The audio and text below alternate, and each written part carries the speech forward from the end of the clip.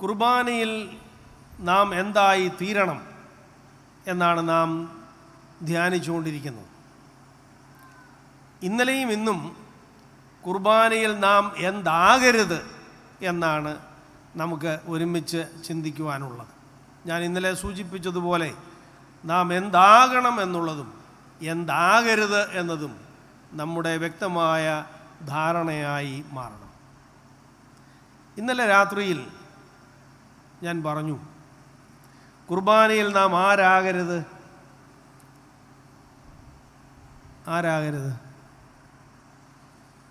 നാം വിമതർ ആകരുത്. We should not become a rebel at Lord's table. അത് മാത്രമല്ല, കുർബാനയെ നാം മലിനമാക്കരുത് എന്ന് പറഞ്ഞു. ഇസ്കറിയോത്ത യൂദാവിൻ്റെ ജീവിതത്തെ മുൻനിർത്തിക്കൊണ്ട് ഞാൻ 5 കാര്യങ്ങൾ നമ്മൾ ഒരുമിച്ച് ചിന്തിച്ചത് ഇന്ന് ഇവിടെ പ്രസ്താവിക്കപ്പെട്ടു. എന്നാൽ ഞാൻ വീണ്ടും അത് ആവർത്തിക്കുന്നു. എങ്ങനെയാണ് യൂദ വിശുദ്ധ കുർബാനയെ മലിനമാക്കിയത്? വിശുദ്ധ കുർബാനയിൽ ഒരു വിമതനായി മാറിയത്. 1, വിശേഷപ്പെട്ട തുടക്കത്തെ വിശേഷപ്പെട്ട ഒടുക്കമാക്കി മാറ്റിയില്ല. വിശേഷപ്പെട്ട തുടക്കം, വിനാശകരമായ ഒടുക്കം. 2, വിളിക്കപ്പെട്ടവൻ്റെ വെളിവില്ലായ്മ. വിളിക്കപ്പെട്ടവൻ വെളിവില്ലാത്തതായി മാറിയത് എപ്പോഴാണ്? വിളിച്ചവൻ്റെ വില കുറച്ചപ്പോഴാണ്. നാം എപ്പോഴൊക്കെ നമ്മെ വിളിച്ച ദൈവത്തിന് വില കുറയ്ക്കുന്നുണ്ടോ അപ്പോഴെല്ലാം നമ്മൾ വെളിവില്ലാത്തവരാണ്. നമ്മളെല്ലാ കുർബാനയും മിക്കവാറും ആരംഭിക്കുമ്പോൾ പാടുന്ന പാട്ടെന്താണ്? വെളിവു നിറഞ്ഞ രക്ഷകനെ. വെളിവിന് 2 അർത്ഥമുണ്ട്, അതൊക്കെ നമുക്കറിയാം. വെളിവ് നിറഞ്ഞ രക്ഷകനെ. ആ വെളിവ് നിറഞ്ഞ രക്ഷകൻ നമ്മെ വിളിച്ചിട്ടും നമുക്ക് വെളിവില്ലാതെ പോകുന്നു. അങ്ങനെ വെളിവില്ലാതെ പോകുന്ന സന്ദർഭങ്ങളിൽ നാം വിമതരായി മാറുകയാണ്. വിളിയുടെ വില, വിളിച്ചവൻ്റെ വില കുറച്ചു കളയുമ്പോൾ നമ്മൾ വെളിവില്ലാത്തവരായി പോവുകയാണ്. 3, നമ്മൾ പറഞ്ഞു, അവസരങ്ങളെ അലക്ഷ്യമാക്കി ആദ്യ കുർബാന അന്ത്യ കുർബാനയായി മാറി. അത് 4 പറഞ്ഞ കാര്യമാണ്. 3 പറഞ്ഞത് വഴിതെറ്റിയവൻ, വഴിയിൽ ഹൃദയം കഠിനപ്പെട്ടു പോയവൻ. അഭിമന്യ തിരുമേനി ഇപ്പോൾ ചോദിച്ച ചോദ്യമാണ്, വിശുദ്ധ കുർബാനയിൽ പങ്കുകൊള്ളുന്നതിലൂടെ നമ്മൾ അലിവുള്ള മനുഷ്യരായി മാറുന്നോ, കഠിനപ്പെടുന്ന മനുഷ്യരായി മാറുന്നോ? പെരുമ്പടവം ശ്രീധരൻ ഒരു സങ്കീർത്തനം പോലെ എന്ന പുസ്തകം എഴുതിയത് ഏറെ നാളുകൾക്ക് മുമ്പാണ്. അദ്ദേഹം എഴുതിയതിലൊരു വാചകം, നമ്മുടെ ഹൃദയങ്ങളിൽ ദൈവത്തിൻ്റെ കയ്യൊപ്പുണ്ടാവണം എന്നാണ്. നമ്മുടെ ഹൃദയങ്ങളിൽ ദൈവത്തിൻ്റെ കയ്യൊപ്പുണ്ടാകുന്നത് എങ്ങനെയാണ്? അത് ദൈവത്തിൻ്റെ അലിവ് പോലെ നമ്മുടെ ഹൃദയം അലിവുള്ളതായി മാറുമ്പോഴാണ്. എന്നാൽ ശ്രീധരൻ ഒരു കാര്യം കൂടെ പറഞ്ഞു, പലരും കല്ലായുള്ള ഹൃദയങ്ങളെ അഭിമാനത്തോടെ നെഞ്ചേറ്റി നടക്കുന്നു എന്ന്. വേദപുസ്തകത്തിൽ 2 ഹൃദയങ്ങളെ ഉള്ളൂ. 1, അലിവിൻ്റെ ഹൃദയം. അതാരുടെ ഹൃദയമാണ്? ദൈവത്തിൻ്റെ ഹൃദയമാണ്. പുതിയ നിയമത്തിൽ നാം നിരന്തരമായി വായിക്കുന്ന കാര്യം, അവരെ കണ്ടപ്പോൾ, പുരുഷാരത്തെ കണ്ടപ്പോൾ അവന് മനസ്സ് അലിഞ്ഞു. കുഷ്ഠരോഗിയെ കണ്ടപ്പോൾ അവന് മനസ്സ് അലിഞ്ഞു. അലിവിൻ്റെ നാഥൻ. എന്നാൽ ഫറവോനെ കുറിച്ച് പറയുന്ന ഒരു വാചകമുണ്ട്. എന്താണ്? അവൻ്റെ ഹൃദയം കഠിനപ്പെട്ടു. 2 ഓപ്ഷനേ ഉള്ളൂ. ഒന്നുകിൽ നമുക്ക് അലിവിൻ്റെ ഹൃദയം ഉണ്ടാവും, അല്ലെങ്കിലോ കഠിനപ്പെട്ട ഹൃദയം ഉണ്ടാവും. യൂദ അലിവിൻ്റെ നാഥനോടൊപ്പം നടന്നു, വഴിതെറ്റി കഠിന ഹൃദയനായി മാറി. നാലാമത് പറഞ്ഞത് ഞാൻ വീണ്ടും ആവർത്തിക്കുന്നു, അവസരങ്ങളെ അലക്ഷ്യമാക്കിയത് കൊണ്ട് ആദ്യ കുർബാന അന്ത്യ കുർബാനയായി മാറി. അവസാനമായി നമ്മൾ പറഞ്ഞത് എന്താണ്? അനുതപിക്കാൻ മറന്നുപോയവൻ, കുറ്റബോധത്തെ ദൈവത്തിൻ്റെ കൃപയേക്കാൾ വലുതായി കണ്ടവൻ, അനുദപിക്കാൻ അറിയാതെ പോയത് മൂലം അവൻ ആത്മഹത്യ ചെയ്തു. പാഴ് ജന്മമായി പോയി. നമ്മൾ പാഴ് ജന്മങ്ങളാവാനുള്ളവരല്ല, നമ്മൾ പവിഴമാകാനുള്ളവരാണ്. അതുകൊണ്ട് വിശുദ്ധ കുർബാനയിൽ പങ്കുകൊള്ളുന്നതിലൂടെ ദൈവരാജ്യത്തിൻ്റെ പവിഴ മുത്തുകൾ ആകാനാണ് നമ്മുടെ വിളി, പാഴായി പോകാനല്ല. ഇന്നലെ സന്ധ്യയിൽ നമ്മൾ പറഞ്ഞ് അവസാനിച്ചത്, കുരിശ് ഒരു വാതിലാണ്, വിശുദ്ധ കുർബാന ഒരു വാതിലാണ്. എന്തിൻ്റെ വാതിൽ? തോറ്റവനും ഒറ്റിയവനും തള്ളിപ്പറഞ്ഞവനും പാപികൾക്കും അടുത്തു വരാവുന്ന, പ്രവേശിക്കാവുന്ന വാതിൽ. ഒരു കാര്യം കൂടെ ഞാൻ പറഞ്ഞു, വിശുദ്ധ കുർബാന ഒരു ഇടമാണ്. It is A space. എന്തിൻ്റെ ഇടം എന്ന് പറഞ്ഞാൽ കരയാനുള്ള ഇടം. വിശുദ്ധ കുർബാന കരയാനുള്ള ഇടമാണ്. അത് പറഞ്ഞാണ് ഇന്നലെ നാം ധ്യാനം അവസാനിപ്പിച്ചത്. അതുകൊണ്ട് തിരുവത്താഴത്തിൽ വിശുദ്ധ മേശയിൽ വിമതരായി നാം മാറരുത് എന്ന മുന്നറിയിപ്പാണ് നമ്മുടെ മുമ്പിൽ യൂദ അടയാളപ്പെടുത്തിക്കൊണ്ടിരിക്കുന്നത് എന്ന് ഞാൻ പറഞ്ഞു. ഇന്ന് തിരുവത്താഴത്തിലെ തിരിമറികളും തിരുത്തലുകളും എന്ന വിഷയമാണ് ധ്യാനത്തിന് വിഷയീഭവിപ്പിക്കുന്നത്. തിരുവത്താഴത്തിലെ തിരിമറികളും തിരുത്തലുകളും, abominations and amendments at the table of the Lord. ഇതിന് അടിസ്ഥാനമായി 2 വേദഭാഗങ്ങളാണ് നിങ്ങളുടെ മുമ്പിൽ ഞാൻ സമർപ്പിക്കുന്നത്. അപ്പോസ്തലനായ വിശുദ്ധ പൗലോസ് കൊരിന്ത്യർക്ക് എഴുതിയ 1-ാം ലേഖനം 10-ാം അധ്യായവും 11-ാം അധ്യായവും. ഈ 2 അധ്യായങ്ങളും ഇന്ന് രാത്രിയിൽ നിങ്ങൾ ദയവായി വായിക്കണം. ഇപ്പോഴല്ല, വീട്ടിൽ ചെന്നിട്ട് വായിക്കണം. The 10 and 11 chapters of 1 Corinthians. അതിൽ നിന്ന് 2-3 വാക്യങ്ങൾ മാത്രം ഞാനിപ്പോൾ വായിക്കുന്നു. 1 കൊരിന്ത്യർ 10-ാം അധ്യായം 3 മുതൽ 7 വരെയുള്ള വാക്യങ്ങൾ നമ്മളെല്ലാവരും ശ്രദ്ധയോടെ കേൾക്കും എന്ന് ഞാൻ പ്രതീക്ഷിക്കുന്നു. 1 Corinthians chapter 10 verses 1 through 3. സഹോദരന്മാരെ, 3 to 7. മോശയോട് ചേർന്ന് എല്ലാവരും ഒരേ ആത്മീയ ആഹാരം തിന്നു, എല്ലാവരും ഒരേ ആത്മീയ പാനീയം കുടിച്ചു. അവരെ അനുഗമിച്ച ആത്മീയ പാറയിൽ നിന്നല്ലോ അവർ കുടിച്ചത്.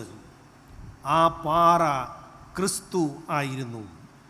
എങ്കിലും അവരിൽ മിക്ക പേരിലും ദൈവം പ്രസാദിച്ചില്ല. അവരെ മരുഭൂമിയിൽ തള്ളിയിട്ട് കളഞ്ഞു എന്ന് നിങ്ങൾ അറിയാതിരിക്കരുത് എന്ന് ഞാൻ ആഗ്രഹിക്കുന്നു. ഇത് നമുക്ക് ദൃഷ്ടാന്തമായി ഭവിച്ചു. അവർ മോഹിച്ചതുപോലെ നാമും ദുർമോഹികൾ ആകാതിരിക്കേണ്ടതിന് തന്നെ. ജനം തിന്നുവാനും കുടിപ്പാനും ഇരുന്നു, കളിപ്പാൻ എഴുന്നേറ്റു എന്ന് എഴുതിയിരിക്കുന്ന പ്രകാരം അവരിൽ ചിലരെ പോലെ നിങ്ങൾ വിഗ്രഹാരാധികൾ ആകരുത്. ബാക്കി ഭാഗം ഞാനിപ്പോൾ വായിക്കുന്നില്ല. 11-ാം അധ്യായം 26 മുതൽ 30 വരെയുള്ള വാക്യങ്ങൾ. 11-ാം അധ്യായം 26 മുതൽ 30 വരെയുള്ള വാക്യങ്ങൾ. അങ്ങനെ നിങ്ങൾ ഈ അപ്പം തിന്നുകയും പാനപാത്രം കുടിക്കുകയും ചെയ്യുമ്പോഴൊക്കെയും കർത്താവ് വരുവോളം അവൻ്റെ മരണത്തെ പ്രസ്താവിക്കുന്നു. അതുകൊണ്ട് അയോഗ്യമായി അപ്പം തിന്നുകയോ കർത്താവിൻ്റെ പാനപാത്രം കുടിക്കുകയോ ചെയ്യുന്നവൻ എല്ലാം കർത്താവിൻ്റെ ശരീരവും രക്തവും സംബന്ധിച്ച് കുറ്റക്കാരൻ ആകും. മനുഷ്യൻ തന്നെത്താൻ ശോധന ചെയ്തിട്ട് വേണം ഈ അപ്പം തിന്നുകയും പാനപാത്രത്തിൽ നിന്ന് കുടിക്കുകയും ചെയ്യുവാൻ. തിന്നുകയും കുടിക്കുകയും ചെയ്യുന്നവൻ ശരീരത്തെ വിവേചിക്കാഞ്ഞാൽ തനിക്ക് ശിക്ഷാവിധി തിന്നുകയും കുടിക്കുകയും ചെയ്യുന്നു. ഇത് ഹേതുവായി നിങ്ങളിൽ പലരും ബലഹീനരും രോഗികളും ആകുന്നു, അനേകരും നിദ്ര കൊള്ളുന്നു. നമുക്ക് പ്രാർത്ഥിക്കാം. കർത്താവേ, വിശുദ്ധ കുർബാനയ ഞങ്ങളുടെ ജീവിതത്തിൻ്റെ അർത്ഥതലങ്ങളിൽ എന്തായി തീരണം, എന്തായി തീരരുത് എന്ന് ഞങ്ങൾ വീണ്ടും അവിടുത്തെ സന്നിധിയിൽ യാചിച്ച് പ്രാർത്ഥിക്കുന്നു. അവിടുത്തെ വചനം തന്ന് ഞങ്ങളെ വഴി നടത്തണമേ. ക്രിസ്തുയേശുവിൻ്റെ നാമത്തിൽ തന്നെ ആമേൻ. 2000 ആണ്ടിൽ ഞാൻ സ്കോട്ട്ലൻഡിലെ എഡിൻബറയിൽ പഠനത്തിനായി പോയി. അതുവരെ ഒരു മാർത്തോമ്മ കുടുംബത്തിൽ ജനിച്ച് വളർന്ന് അത്യാവശ്യം CSI സഭയിൽ മാത്രം പങ്കെടുത്ത് മാർത്തോമ്മ സഭയിൽ പട്ടക്കാരനായി സഭ അയച്ച ഇടങ്ങളിൽ ശുശ്രൂഷ ചെയ്ത ഒരാളെന്ന നിലയിൽ മാർത്തോമ്മ സഭയുടെ കുർബാനയെക്കുറിച്ചും CSI സഭയുടെ കുർബാനയെക്കുറിച്ചും അല്ലാതെ മറ്റ് കാര്യമായ വിവരങ്ങളൊന്നുമില്ലാതിരുന്ന ഞാൻ ഈ പുതിയ പട്ടണത്തിൽ ചെന്ന് അവിടെ പാർപ്പ് ആരംഭിച്ചപ്പോൾ ആദ്യം നോക്കിയത് ഇവിടെ എത്ര പള്ളികളുണ്ട് എന്നാണ്. അപ്പോൾ ഞാൻ പാർത്ത യൂണിവേഴ്സിറ്റിയുടെ മുറിയിൽ നിന്ന് നോക്കിയാൽ എൻ്റെ റോഡിന് തൊട്ട് മുമ്പിൽ ഒരു വലിയ മനോഹരമായ പള്ളിയുണ്ട്. അതിന് ചുറ്റും മറ്റനേക പള്ളികൾ, ധാരാളം പള്ളികളുണ്ട്. എന്നാൽ അവിടെ മാർത്തോമ്മ പള്ളിയില്ല, ഇന്ത്യയിൽ നിന്നുള്ള ഒരു പള്ളിയുമില്ല.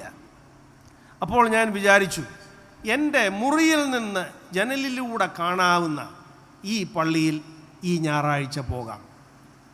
അതുകൊണ്ട് ഞാനതിന് അതിൻ്റെ വാതിലിന് മുമ്പിൽ പോയി അവിടുത്തെ വർഷിപ്പ് ടൈം, ആരാധനാ സമയമൊക്കെ നോക്കി അതനുസരിച്ച് ഞായറാഴ്ച രാവിലെ അതിനും ഒരു 10-15 മിനിറ്റ് മുമ്പ്, തുടങ്ങുന്നതിന് മുമ്പ് ഞാൻ ആ ദൈവാലയത്തിൻ്റെ വാതിൽക്കലേക്ക് ചെന്നു. അവിടെ ഒരു സായിപ്പും മദാമ്മയും നിൽപ്പുണ്ടായിരുന്നു. അവർ എന്നെ ഉപചാരപൂർവം സ്വീകരിച്ചു, ഉള്ളിലേക്ക് നയിച്ചു. എൻ്റെ കയ്യിൽ അന്നത്തെ ആരാധനയുടെ ക്രമം തന്നു.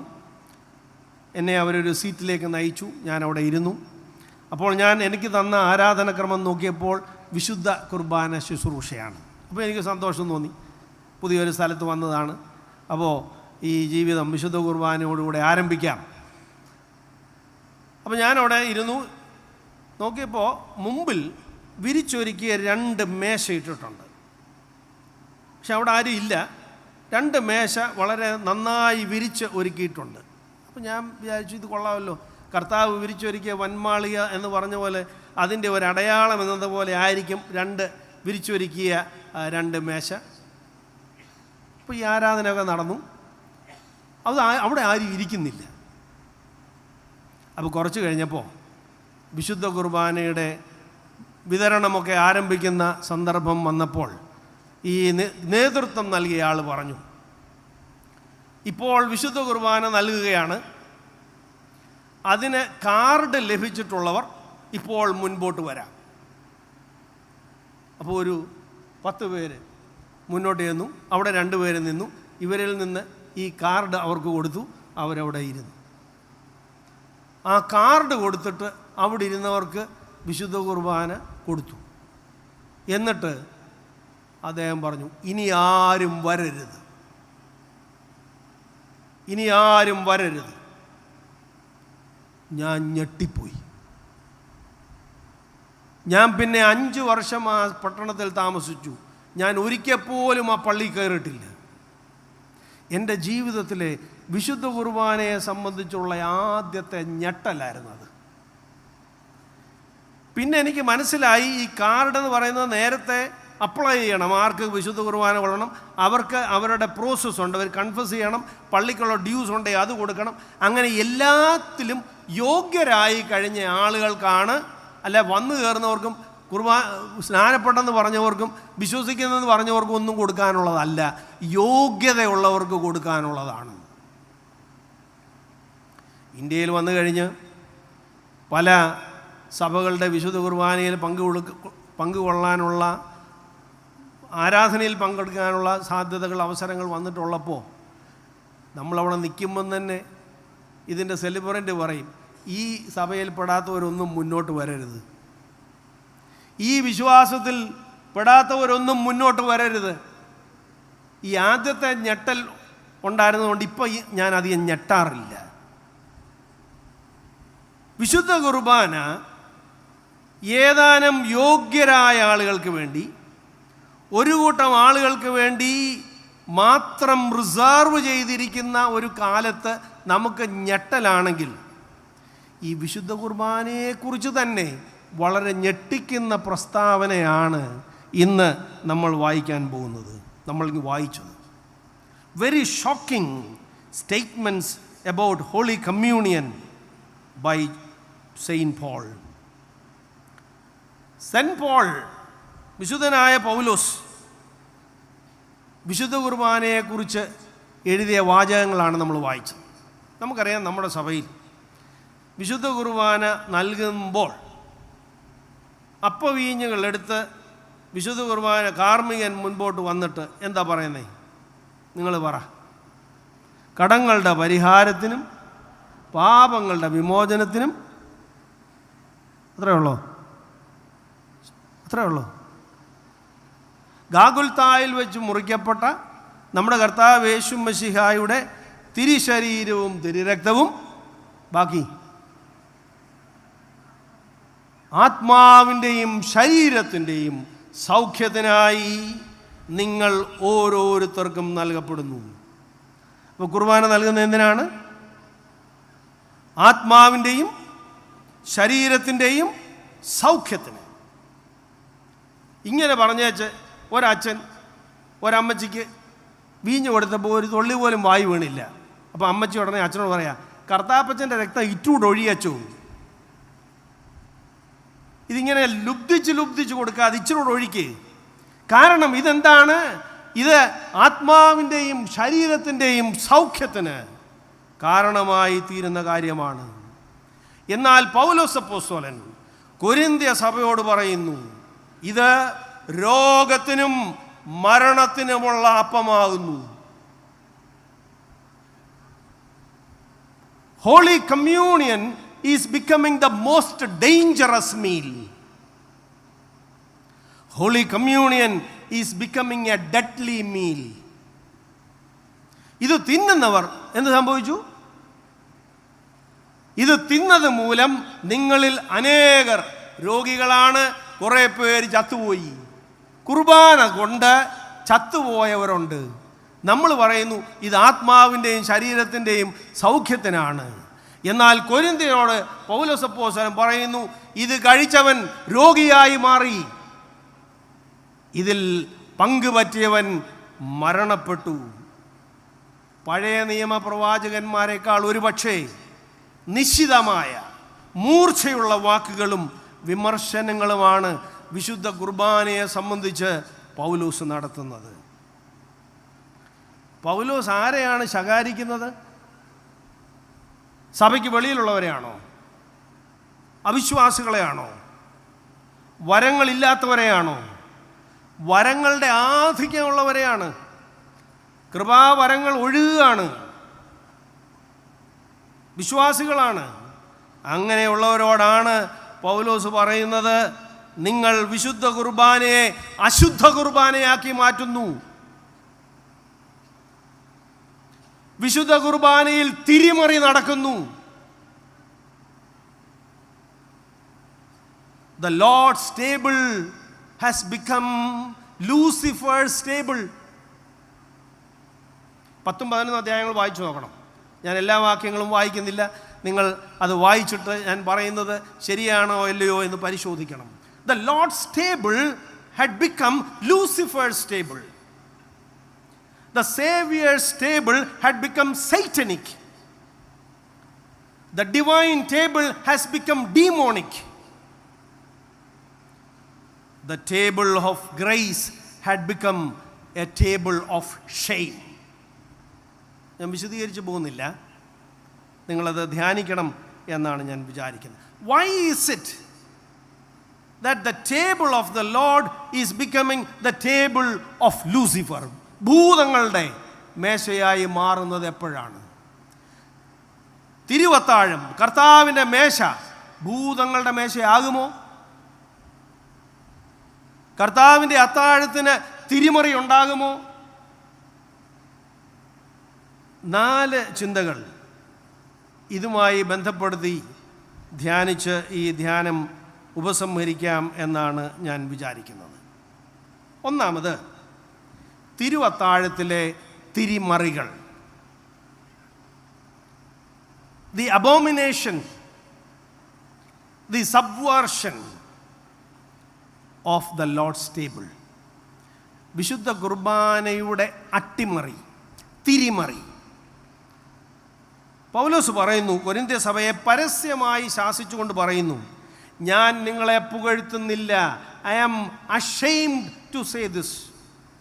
എനിക്ക് നിങ്ങളെക്കുറിച്ച് ഒരു പുകഴ്ചയുമില്ല. മറ്റ് ചില കാര്യങ്ങളിൽ ഞാൻ നിങ്ങളെ പുകഴ്ത്തുന്നു എന്ന് പറഞ്ഞിട്ടാണ് ഇനി ഞാൻ പറയാൻ പോകുന്ന കാര്യത്തിൽ എനിക്ക് നിങ്ങളെക്കുറിച്ച് ഒരു പുകഴ്ചയുമില്ല എന്ന് പരസ്യമായി ശാസിച്ചുകൊണ്ട് അദ്ദേഹം പറയുകയാണ്. നിങ്ങൾ തിരുവത്താഴത്തെ തിരിമറി കാണിക്കുന്നത് പല വിധത്തിലാണ്. ഞാൻ ഇന്ന് സന്ധ്യയിൽ 2 കാര്യങ്ങൾ മാത്രമേ പറയുന്നുള്ളൂ.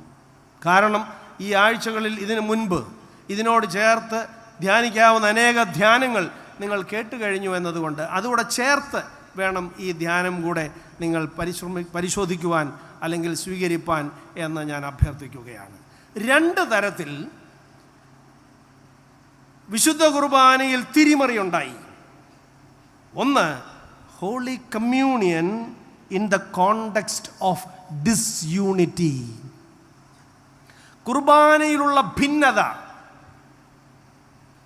നിങ്ങളുടെ ഇടയിൽ ഭിന്നതയുണ്ട് എന്ന് ഞാൻ കേട്ടു, അതിൽ ഞാൻ വിശ്വസിക്കുന്നു. ഇത് തിരിമറിയാണ്. കാരണം 10-ാം അധ്യായത്തിൽ അദ്ദേഹം പറയുന്നുണ്ട്, നാം അനുഗ്രഹിക്കുന്ന അനുഗ്രഹപാത്രം ക്രിസ്തുവിൻ്റെ ശരീരത്തിൻ്റെ അപ്പം, നാം അനുഗ്രഹിക്കുന്ന അനുഗ്രഹപാത്രം ക്രിസ്തുവിൻ്റെ രക്തത്തിൻ്റെ കൂട്ടായ്മയല്ലേ. അപ്പോൾ അപ്പവും വീഞ്ഞും അത് ആഹരിക്കുന്നവർ, അതിൽ പങ്കുചേരുന്നവർ ഒന്നായി തീരണം എന്ന് പറഞ്ഞതിന് ശേഷം പൗലോസ് അപ്പോസ്തലൻ പറയാണ്, നിങ്ങളിങ്ങനെ പിരിഞ്ഞിരിക്കുമ്പോൾ, നിങ്ങൾ ഭിന്നിച്ചിരിക്കുമ്പോൾ നിങ്ങൾ ഒരേ അപ്പത്തിൻ്റെ അവകാശികൾ വിഘടിച്ചു പോവുകയാണ്. നിങ്ങൾ പക്ഷം പിടിച്ചു നിൽക്കുന്നു, നിങ്ങൾ ഭിന്നിച്ചിരിക്കുന്നു. One Christ, how many communions? ഞാൻ നിങ്ങളോട് ചോദ്യം ചോദിക്കട്ടെ. ആഗോള സഭ വിശുദ്ധ കുർബാനയിൽ ഒന്നിച്ചു നിൽക്കുകയാണോ വിഘടിച്ചു നിൽക്കുകയാണോ? ഇനി രണ്ടാമത്തെ ചോദ്യം, ഇതിൽ ഏത് സഭയുടേതാണ് വിശുദ്ധ കുർബാന?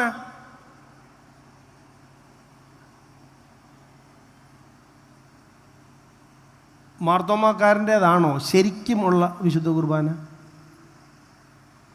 അതോ കത്തോലിക്കരുടേതാണ്?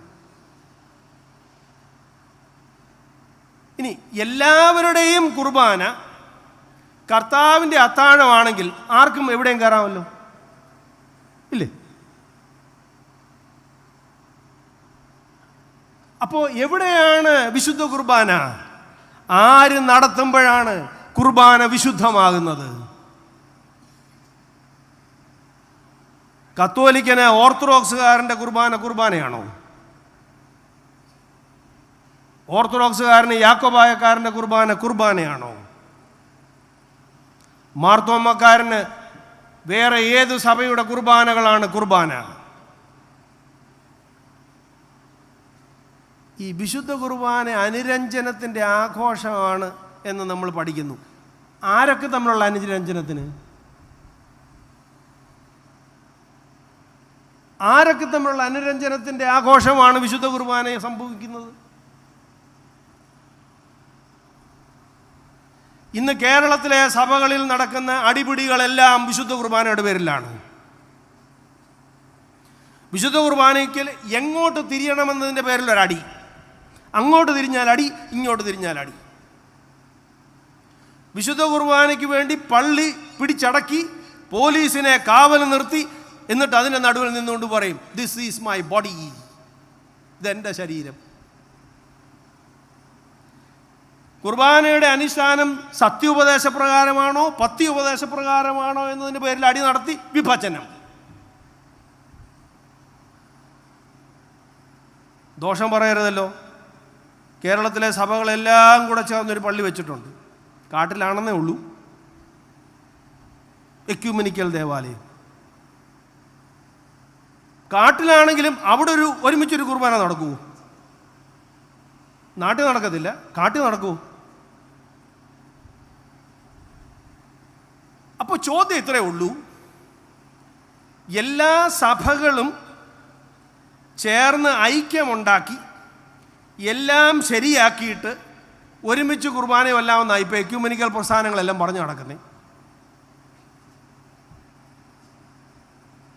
ഇന്നലെ ഇവിടെ അച്ഛൻ സ്വാഗതം പറഞ്ഞപ്പം പറഞ്ഞു, ഞാൻ WCCയുടെ ഒരു മീറ്റിങ്ങിന് പോയെന്ന്. അത്രയും പറഞ്ഞപ്പോൾ അതൊന്ന് പറയണ്ടേ. WCCയുടെ മീറ്റിങ്ങിന് പോയി. ഞാൻ അവിടെ പോയി. 5 ദിവസം ഉണ്ടായിരുന്നു. 4 ദിവസവും എല്ലാവരും കൂടെ ഒരു ഹോളിലിരുന്ന് വർത്താനം പറഞ്ഞു. 5-ാമത്തെ ദിവസം കുർബാന തുടങ്ങിയപ്പോൾ പല വഴിക്ക് പോയി. ഓരോരുത്തർ ഓരോ ഹോളിൽ പോയി. അപ്പം നമ്മുടെ ഒരു പറച്ചിൽ എന്താണെന്നറിയാം, ഇപ്പോൾ നമ്മളെല്ലാം കൂടെ എല്ലാം ശരിയാക്കി കഴിഞ്ഞിട്ട് കുർബാനയല്ല. എല്ലാം ശരിയാകുമെന്ന് പറഞ്ഞാൽ എല്ലാവരെയും ശരിയാക്കുമെന്നായിരിക്കും അർത്ഥം. എപ്പോഴാണ് ഇത് സംഭവിക്കുന്നത്? വിശുദ്ധ കുർബാന എല്ലാവരും ഐക്യപ്പെട്ട് ഒരുമിച്ച് വന്നതിന് ശേഷം ഉണ്ടാകേണ്ടതാണോ, എല്ലാവരെയും ഐക്യത്തിലേക്ക് നയിക്കേണ്ടതാണോ?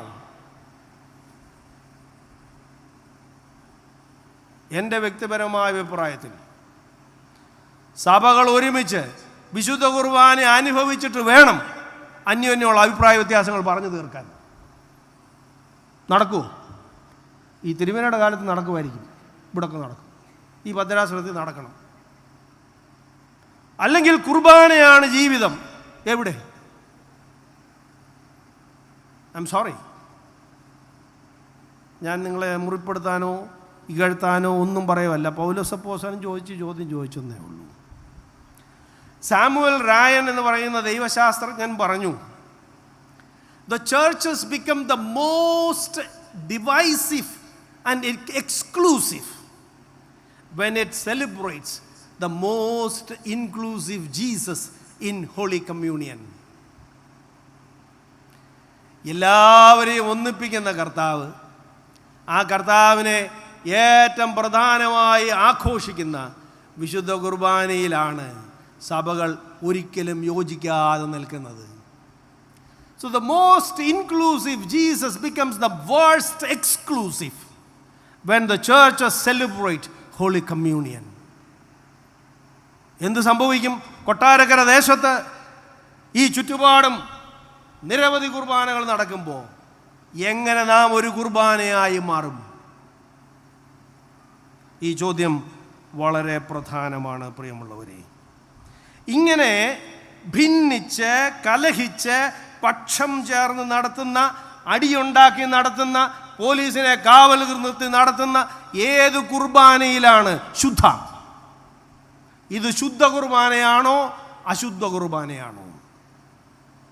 അതുകൊണ്ട് വിശുദ്ധ കുർബാന എന്ന് പറയുമ്പോൾ നമ്മുടെ ഉള്ളിലൊരു ചിന്ത ഉണ്ടാകണം, ചിലപ്പോഴെങ്കിലും ഇത് അശുദ്ധ കുർബാനയിലാണ് ഞാൻ പങ്കുചേരുന്നത്. അതിനെക്കുറിച്ചൊരു അനുതാപം ഉണ്ടാകണം. അതാണ് എനിക്ക് ഒന്നാമത് പറയാനുള്ളത്. ഭിന്നിപ്പിൻ്റെ കുർബാനയുടെ തിരിമറിയാണ്, അബോമിനേഷനാണ്. രണ്ടാമത്, It is not only a table of disunity, it has also become a table of discrimination. കൊരിന്തിലെ വിശുദ്ധ മേശ, അവിടെ തിരിമറി ഉണ്ടായി, അത് ഭിന്നതയുടെ മേശയായി മാറി എന്ന് മാത്രമല്ല, അത് വേർതിരിവിൻ്റെ മേശയായി മാറി. The table of discrimination. 11 അധ്യായം 21 വാക്യം. ഓരോരുത്തൻ താൻ്റെ ഭക്ഷണം കഴിക്കുന്നു. ഞാനിതൊന്നും വിശദീകരിക്കുന്നില്ല, ഇതേറെ നിങ്ങൾ കേട്ട് കാണുമെന്നാണ് എൻ്റെ വിചാരം. ഒരു ആവർത്തനം കൊണ്ട് ഉള്ള പ്രയോജനം മാത്രമേ ഞാൻ പ്രതീക്ഷിക്കുന്നുള്ളൂ. അതുകൊണ്ട് ഈ വേദഭാഗമൊക്കെ വായിക്കണം. എന്താ സംഭവിച്ചത്? ഈ കൊരിന്തിലെ സഭ എങ്ങനെയാണ് വിശുദ്ധ കുർബാന അല്ലെങ്കിൽ തിരുവത്താഴം ആചരിച്ചു കൊണ്ടിരുന്നത് എന്ന് നമുക്കറിയാം. ഇത് നമുക്ക് തരുന്ന ഈ അപ്പവും വീഞ്ഞും അല്പം തരുന്ന രീതിയിലല്ല അവരാഘോഷിച്ചുകൊണ്ടിരുന്നത്. അവരതൊരു ഫുൾ മീലായിരുന്നു, അഗാപ്പെ മീൽ. അപ്പോൾ തിരുവത്താഴത്തിന് കൂടി വരുന്നത് എങ്ങനെയാണ്? ആ സഭയിലുള്ള എല്ലാ അംഗങ്ങളും അവർ ഭക്ഷണവുമായിട്ട് വരും. ഓരോരുത്തരും അവരവരുടെ വീട്ടിൽ നിന്ന് ഭക്ഷണം കൊണ്ടുവരും. ഭക്ഷണം കൊണ്ടുവന്നിട്ട് അത് ഒരുമിച്ച് വെക്കും. എന്നിട്ട് അതിനെ പൊതുഭക്ഷണമായി കഴിക്കും. അപ്പോഴാണ് ഈ ഒരേ അപ്പത്തിൻ്റെ അംശികൾ ആകുന്നത്. അവർ ഈ എല്ലാവരും കൊണ്ടുവരുന്ന ഭക്ഷണം എല്ലാവരും പങ്കിട്ട് കഴിക്കും. പക്ഷെ അവിടെ ഒരു കാര്യം സംഭവിച്ചു. കുറേ പേര് നേരത്തെ വരും. അപ്പോൾ അത് കഴിഞ്ഞ ദിവസം നമ്മുടെ മോത്തി അച്ഛനും മനു വർഗീസ് അച്ഛനും ജോൺ വർഗീസ് അച്ഛനും എല്ലാം ഈ കൊരിന്തിലെ കാര്യങ്ങൾ പറഞ്ഞു. അതൊക്കെ ചേർത്ത് വെച്ചിട്ട് വേണം ഞാൻ പറയുന്നത് കൂടെ നിങ്ങൾ സ്വീകരിക്കാൻ. അവിടെ ഒരു ഹയറാർക്കി ഉണ്ട്. അപ്പോൾ അന്നത്തെ ഒരു സ്ഥിതിയിൽ ഈ നേരത്തെ വരാൻ കഴിയുന്നത് കുറേ കൂടെ ഉന്നത ജോലിയുള്ള ആളുകൾ, ഉന്നത ശ്രേണിയിലുള്ള ആളുകൾ, ബിസിനസ് ചെയ്യുന്ന ആളുകൾ, സ്വന്തമായി തീരുമാനമെടുക്കാൻ കഴിവുള്ള ആളുകൾ. അപ്പോൾ അന്നത്തെ സാമ്പത്തിക സ്ഥിതിയിലും സാമൂഹിക സ്ഥിതിയിലും ഏറെ ഉന്നതരായിട്ടുള്ള ആളുകൾക്ക് നേരത്തെ വരാം. അവർ നേരത്തെ വരുമ്പോൾ അവരവരുടെ ഭക്ഷണം കൊണ്ടുവരും. സ്വാഭാവികമായും അവർക്ക് ചേരുന്ന ഭക്ഷണം കൊണ്ടുവരും. ഈ ഒടിവ് വരുന്ന ആരാ? ഒടിവ് വരുന്നത് അടിമകളായും കൂലിക്കാരായും ജോലി ചെയ്യുന്നവർക്ക്. അവർക്ക് പെട്ടെന്ന് വരാനൊക്കത്തില്ല. അവർ പലപ്പോഴും താമസിച്ചാണ് വരുന്നത്. അവർ വരുമ്പം അവർക്ക് കയ്യിലുള്ള ഭക്ഷണവുമായിട്ടേ വരുള്ളൂ. അപ്പം നമുക്ക് മനസ്സിലായല്ലോ ഈ ഭക്ഷണത്തിൻ്റെ ഡൈവേഴ്സിറ്റി. ആദ്യം വരുന്നവർ കൊണ്ടുവരുന്ന ഭക്ഷണത്തിലെ മെനു എന്തൊക്കെയായിരിക്കുമെന്ന് നിങ്ങൾ ഇപ്പോൾ ഊഹിച്ചാൽ മതി. രണ്ടാമത് കൊണ്ടുവരുന്ന മെനു എന്തായിരിക്കുമെന്നും നമ്മൾ ഊഹിച്ചാൽ മതി. ഇപ്പം സംഭവിച്ചത് എന്താണെന്ന് ചോദിച്ചാൽ, ഈ ആദ്യം വരുന്നവർ എന്തോ ചെയ്തു? അവർ ഒരേ രീതിയിലുള്ള ആളുകൾ വൈവിധ്യമുള്ള ഭക്ഷണം കൊണ്ടുവന്നിട്ട് അവിടെ ഇരിക്കുമ്പോൾ ഈ ഒടിവ് വരുന്ന അടിമയ്ക്കും കൂലിക്കാരനും വേണ്ടി വെയിറ്റ് ചെയ്യുന്നത് വർത്തിയാണോ? സോഷ്യൽ സ്റ്റേറ്റസിന് ശരിയാണോ?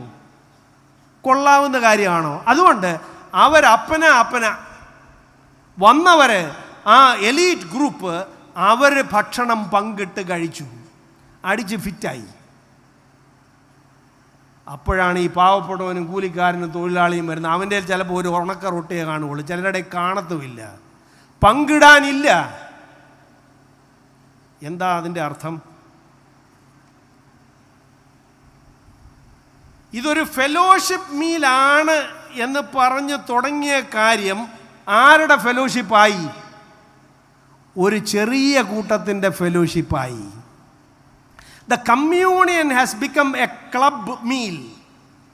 അതൊക്കെ നിങ്ങൾ വ്യാഖ്യാനിച്ചോണം. Church had become a club. സമാന സ്ഥിതി ഉള്ളവരുടെ കൂട്ടായ്മയുടെ ആഘോഷമായി അവരുടെ കുർബാന മാറി. Community fellowship had become A consumer fellowship. അതൊന്നും വിശദീകരിക്കുന്നില്ല ഞാൻ. വേറൊരു വിധത്തിൽ പറഞ്ഞാൽ, അന്ന് നിലവിലിരുന്ന അസമത്വവും അന്ന് നിലവിലിരുന്ന വേർതിരിവും അതേപോലെ അവർ ഈ തിരുവത്താഴത്തിലേക്ക് കൊണ്ടുവന്നു. ഐക്യത്തിൻ്റെ അത്താഴം അനൈക്യത്തിൻ്റെയും അസമത്വത്തിൻ്റെയും വേർതിരിവിൻ്റെയും ഡിസ്ക്രിമിനേഷൻ്റെയും ടേബിളായി മാറി. അപ്പോൾ പൗലോസ് അപ്പോസ്തലൻ പറയാണ്, എന്താണ് പറയുന്നത്? ഇത് തിരിമറിയാണ്. ഇതല്ല യേശു വിചാരിച്ചത്. യേശു സ്ഥാപിച്ചത് ഒരു പുതിയ ക്രമമാണ്. വിശുദ്ധ കുർബാന ഒരു പുതിയ സോഷ്യൽ, പൊളിറ്റിക്കൽ, കൾച്ചറൽ ഓർഡറാണ്, ഒരു പുതിയ ക്രമമാണ് യേശു സ്ഥാപിക്കാൻ ശ്രമിച്ചത്. ആ ഒരു പുതിയ ശ്രമം, ഒരു ബദൽ ക്രമം, നമ്മുടെ അഭിമന്യ തിരുമേനിയുടെ പേരിൽ ഇറങ്ങിയ ഒരു പുസ്തകത്തിൻ്റെ പേര് തന്നെ ഓൾട്ടർ ആസ് ആൻ ഓൾട്ടർനേറ്റ്. അൾത്താര ഒരു ബദലാകണം എന്നാണ് ഈശോ തമ്പുരാൻ വിചാരിച്ചത്. എന്തിൻ്റെ ബദൽ? അന്ന് നിലവിലിരുന്ന രാഷ്ട്രീയ, സാമൂഹിക, സാംസ്കാരിക അസമത്വങ്ങൾക്ക് ബദലായി ഒരു പുതിയ പന്തി. അതുകൊണ്ടാണ് നമ്മുടെ കുർബാനയിൽ നമ്മൾ പറയുന്ന ഒരു വാചകമുണ്ട്, ഞങ്ങളെ നിന്റെ രാജ്യത്തിൻ്റെ പന്തിക്കിരുത്തണമേ. ദൈവരാജ്യം ഒരു പന്തിക്കിരിപ്പാണ്. വിശുദ്ധ കുർബാന ദൈവരാജ്യത്തിൻ്റെ പന്തിയുടെ ഒരു മുൻ ആസ്വാദനമാണ്, ഫോർ ടേസ്റ്റ് ആണ്. തിരുമേനി പതിപ്പാണ് എന്ന് പറഞ്ഞതിന് ഞാനൊരു വ്യത്യസ്തമായി പറഞ്ഞു എന്ന് മാത്രമേ ഉള്ളൂ. അത് തിരുമേനി പറഞ്ഞത് തന്നെയാണ്. ദൈവരാജ്യത്തിൻ്റെ പതിപ്പാകണം, ദൈവരാജ്യത്തിൻ്റെ പന്തിയുടെ പതിപ്പായി വിശുദ്ധ കുർബാനയുടെ പന്തി ആകണം എന്ന ചിന്തയിലാണ് യേശു തിരുമേശ സ്ഥാപിച്ചത്. എന്ന് പറഞ്ഞാൽ ഈ തിരുമേശ കാണുന്നവർക്ക് വരുവാനുള്ള മേശയുടെ ഒരു മുൻ ആസ്വാദനം ഉണ്ടാകണം, ഒരു മുൻ രുചി ഉണ്ടാകണം. എന്തോ ഈ ഫോർ ടേസ്റ്റ് എന്ന് പറഞ്ഞാൽ, ഞാനൊരു ഉദാഹരണം പറയാം. ഞാൻ എൻ്റെ ചെറുപ്പത്തിൽ എൻ്റെ വലിയപ്പച്ചൻ്റെയും വലിയമ്മച്ചയുടെയും കൂടെ നിന്നാണ് പഠിച്ചത്. എൻ്റെ പേരൻസ് മധ്യപ്രദേശിൽ ജോലിയായിരുന്നു. അപ്പോൾ ഞാൻ പുന്നയ്ക്കാട്ട് വന്ന് എൻ്റെ വലിയപ്പച്ചൻ്റെയും വലിയമ്മച്ചയുടെയും കൂടെ നിന്ന് 1 മുതൽ 4ാം ക്ലാസ് വരെ അവരുടെ കൂടെ നിന്നാണ് സ്കൂളിൽ പോയി പഠിച്ചത്. അപ്പോൾ അന്ന് ഞങ്ങളുടെ വായനക്കൂട്ടത്തിൽ ഏത് കല്യാണം ഉണ്ടെങ്കിലും ഞങ്ങളുടെ അപ്പച്ചനാണ് ഇറച്ചി വേവിക്കുന്നതിൻ്റെ ചുമതല. വീട്ടിൽ 5 പൈസയുടെ ജോലി ചെയ്യത്തില്ല. പക്ഷേ അയലോകത്തുള്ള വായനക്കൂട്ടത്തിലെ, വായന എന്ന് പറയാൻ മനസ്സിലായല്ലോ, അതൊരു ദൈവരാജ്യത്തിൻ്റെ കൂട്ടായ്മയായിരുന്നു വായന, പ്രയർ ഗ്രൂപ്പ്. ആ വായനക്കൂട്ടത്തിൽ ഒരു കല്യാണം ഉണ്ടെങ്കിൽ ഈ വീട്ടുകാരെല്ലാം കൂടെ ചെന്നിട്ടാണ് അവിടെ കല്യാണത്തിന് ശ്രമിക്കുന്നത്. ഇല്ലയോ? ഓർമ്മയില്ലേ? ഉണ്ട്. അപ്പം ഞാൻ എന്ത് ചെയ്യും, അപ്പച്ചൻ വെളുപ്പിനെ 4 മണിക്ക് ഈ ഇറച്ചി വേവിക്കുന്നിടത്ത് പോയി അവിടെ ഇരിക്കും. അപ്പം ഞാനും ഇറച്ചി വേവിക്കുന്നിടത്ത് പോയിരിക്കും. എന്തിനാണെന്നറിയാമോ? ഈ ഇറച്ചി അങ്ങോട്ട് വേകുന്ന സമയത്ത് അതിൽ നിന്ന് ഒരു ചിരട്ടയ്ക്കകത്ത് ഒരു 2-3 കഷണം അവിടെ ഇരിക്കുന്നവർക്ക് കൊടുക്കും. എന്തിനാണ്? ടേസ്റ്റ് ഉണ്ടോ എന്ന് നോക്കാൻ. ഇതാണ് ഫോർ ടേസ്റ്റ്. ബാക്കി എപ്പോൾ കിട്ടും? അന്നേരം കിട്ടത്തില്ല. ബാക്കി കിട്ടുന്നത് ഉച്ചയ്ക്കേ ഉള്ളൂ. പക്ഷേ ഉച്ചയ്ക്ക് കിട്ടാനിരിക്കുന്ന ഭക്ഷണത്തിൻ്റെ രുചി വെളുപ്പിനെ 4 മണിക്ക് നമുക്ക് കിട്ടും. Not fully but for taste എന്ന് പറഞ്ഞ പോലെ. അതുകൊണ്ടാണ് ഈ വിശുദ്ധ കുർബാന ദൈവരാജ്യ പന്തിയുടെ ഉപ്പുനോക്കലായി മാറണം. ഇത് കഴിക്കുന്നവർ, ഇതിൽ പങ്കെടുക്കുന്നവർ വരാനിരിക്കുന്ന പന്തി എങ്ങനെയുള്ളതാണ് എന്ന് സ്വപ്നം കാണണം. അവരുടെ രുചി അവരുടെ വായിൽ നിൽക്കണം. എന്നാലോ അങ്ങനെ വിചാരിച്ച് ഈശോ തമ്പുരാൻ ആരംഭിച്ച ഒരു ടേബിളാണിത്, വിശുദ്ധ മേശ. പ്രിയപ്പെട്ട മോത്തിയച്ചൻ നേരത്തെ സൂചിപ്പിച്ചതുപോലെ അത് നീറോയുടെ മേശയ്ക്ക് ബദലായി, യെരുശലേം ദേവാലയത്തിലെ മതപുരോഹിതരുടെ മേശയ്ക്ക് ബദലായി യേശു സ്ഥാപിച്ച മേശയെ പൗലോസ് അപ്പോസ്തലൻ ഇപ്പം നോക്കിയപ്പം മേശ കാണാനില്ല. മേശ തിരിച്ചുപോയി. നീറോയേക്കാൾ വലിയ അസമത്വം, യെരുശലേം ദേവാലയത്തിൽ കണ്ടതിനേക്കാൾ വലിയ അനീതി തിരുമേശയിൽ നടക്കുന്നു. The Lord's table had become Lucifer's table. അതുകൊണ്ട് there is always a challenge, that there is a possibility that the Lord's table can become demonic if it is in the context of disunity and discrimination. വേറൊരു വിധത്തിൽ പറഞ്ഞാൽ ഓരോ വിശുദ്ധ കുർബാനയും നമ്മുടെ മുമ്പിൽ ഉയർത്തേണ്ട ചോദ്യം, ഇത് എന്തിന് സ്ഥാപിച്ചോ അത് നിറവേറ്റപ്പെടുന്നുണ്ടോ എന്ന ചോദ്യത്തിലാണ്. ഒരു ബദൽ സമൂഹം സൃഷ്ടിക്കപ്പെടുന്നുണ്ടോ എന്ന ചോദ്യത്തിലാണ്. മാർത്തോമാ സഭ വിശുദ്ധ കുർബാന അനുഷ്ഠിക്കുന്നത് എന്തിനാണ്? വിശുദ്ധ കുർബാനയിൽ സംഭവിക്കുന്നത് എന്തിനാണ്? Is it A new political order? Is it A new cultural taste? Is it A new economic redistribution? അതോ ഒരു കൺസ്യൂമർ സാറ്റിസ്ഫാക്ഷൻ ആണോ? അതോ കമ്മ്യൂണിയൻ ആണോ?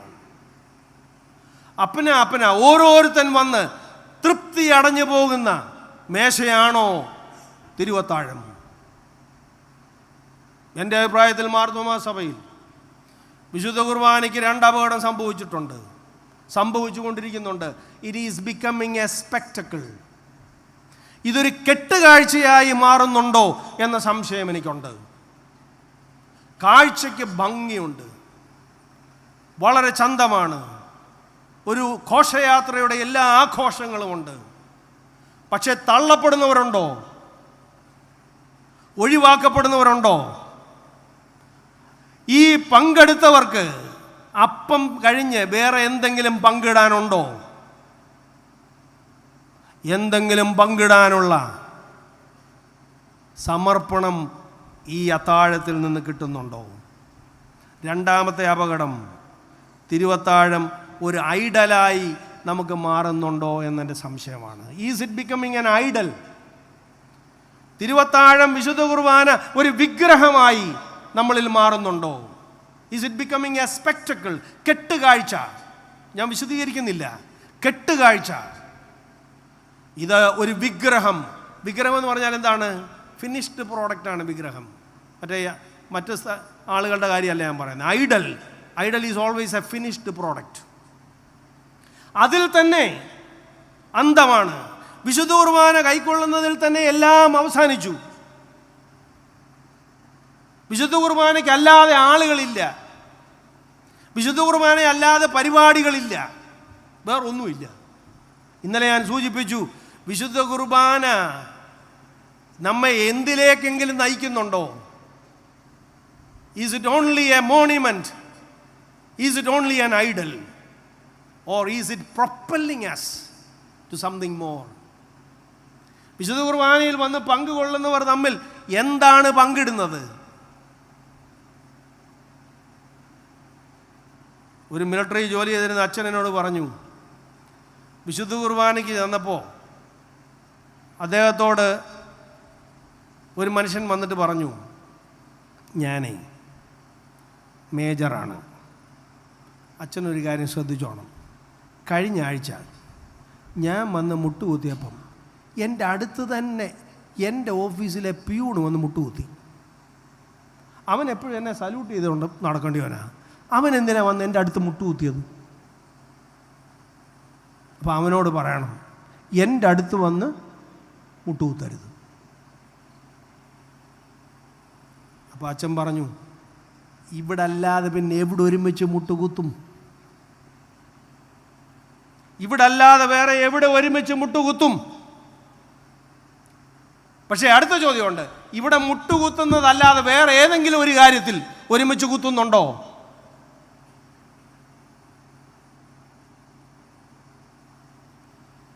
So we are reducing the sharing of Christ's body to the wafer and wine, not beyond that. ഇത് അട്ടിമറിയാണ്, ഇത് തിരിമറിയാണ്. This is an abomination. ഞാൻ വേഗം മുൻപോട്ട് പോകുന്നു. തിരുവത്താഴത്തിലൊരു തിരിമറി നടന്നു. അതുകൊണ്ട് പൗലോസ് അപ്പോസ്തലൻ അവരോട് പറയുന്നു, നിങ്ങൾക്കൊരു തിരിച്ചറിവുണ്ടാകണം. ഇവിടെ ഒരു തിരിമറി നടന്നിട്ടുണ്ട്, നിങ്ങൾക്കൊരു തിരിച്ചറിവുണ്ടാകണം. എന്താണ് തിരിച്ചറിവ്? ഞാൻ കർത്താവിങ്കിൽ നിന്ന് പ്രാപിക്കുകയും നിങ്ങൾക്ക് ഏൽപ്പിച്ചു തരികയും ചെയ്തതെന്തെന്നാൽ, നിങ്ങളുടെ ഈ പരിപാടി ഇത് ശരിയാണോ അല്ലയോ എന്നറിയണമെങ്കിൽ you look back to Christ. യേശുവിങ്കിലേക്ക് നോക്ക്. യേശു എന്തിനാണ് ഇത് തുടങ്ങിയത് എന്ന് ചോദിക്കണം.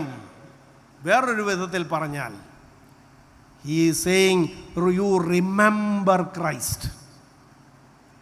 Holy communion is a time to remember Christ. കർത്താവിനെ ഓർക്കാനുള്ള സന്ദർഭമാണ്. ഈ ഓർക്കുക എന്ന് പറഞ്ഞാൽ എന്തോ? ഓർക്കുക. ചാക്കോച്ചനും തോമാച്ചനും കൂടെ ഒരുമിച്ച് യാത്ര പോയി. ചാക്കോച്ചൻ്റെ കയ്യിൽ മാത്രമേ ഉള്ളൂ പൊതി, തോമാച്ചൻ്റെ കയ്യിലില്ല. ഉച്ചയായപ്പോൾ ചാക്കോച്ചൻ ഈ പൊതി അഴിച്ചപ്പം തോമാച്ചൻ പറഞ്ഞു, എടാ എന്നെ കൂടെ ഓർത്തോണേ. എന്താ പറഞ്ഞേ? എന്നെ കൂടെ ഓർത്തോണേ എന്ന് പറഞ്ഞാൽ എന്തോ? അപ്പോൾ ചാക്കോച്ചൻ പൊതി കഴിച്ചു, ഒന്നാമത്തെ ഉരുളയെടുത്തു, വായിലിട്ടു, എന്നിട്ട് പറഞ്ഞു തോമാച്ചൻ.